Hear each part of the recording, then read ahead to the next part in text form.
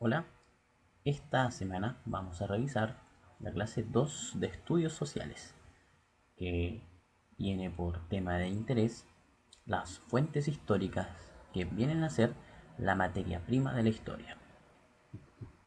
Las fuentes históricas se dividen en dos.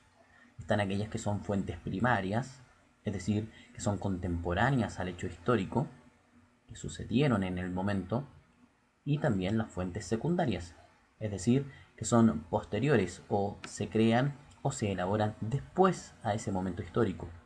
Generalmente libros que se escribieron o revistas o artículos que se escribieron en torno a aquel hecho histórico del pasado. Las fuentes históricas se pueden dividir en fuentes materiales, como ven ahí, joyas, armas, herramientas, vestidos, utensilios de cocina. También podemos encontrar cosas tan rudimentarias como comida o con lo que se hacía la comida, especias, tipos de condimentos, etcétera. También representan un tipo de fuente histórica que entrega información acerca de un periodo determinado.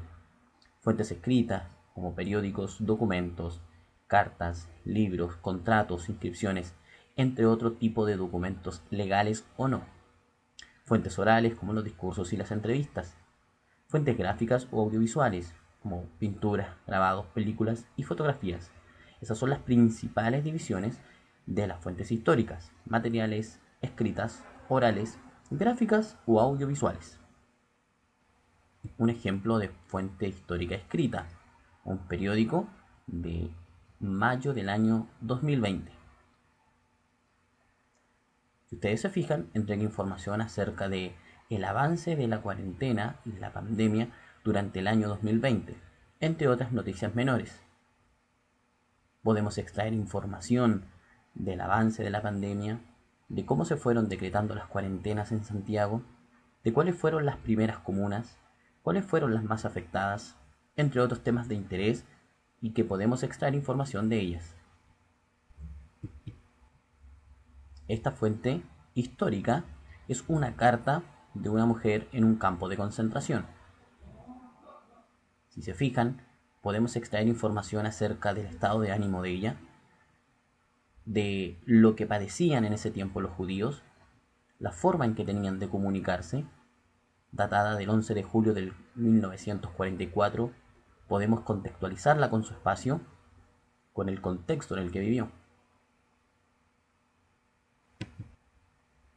Otro tipo de fuentes históricas son las construcciones, es la ciudad, que también entrega un lenguaje o una comunicación en torno a lo que son fuentes históricas. La estación central de Santiago es muy emblemática y entrega información, por ejemplo, de su tipo de construcción, que data desde el siglo XIX aproximadamente, y cómo ha ido pasando y evolucionando en el tiempo. Una forma de construir, una forma de habitar, una forma de transportarse en el auge de los trenes y las locomotoras, que poco a poco ha sido postergada, dando paso a buses, camiones, aviones, entre otras. Otro tipo de fuentes históricas que representan la cultura actual y que entregan un tipo de información histórica son algunos de los ejemplos que ustedes ven en las siguientes imágenes. La cultura del videojuego, las nuevas profesiones como gamers, los artistas urbanos, el mundo interconectado del celular, entre otra información que podríamos extraer de esas fuentes históricas. Por lo que concluimos que las fuentes históricas es cualquier material o documento que refleje o nos entregue información acerca de la actividad humana y con ella nos permite reconstruir el relato histórico del pasado.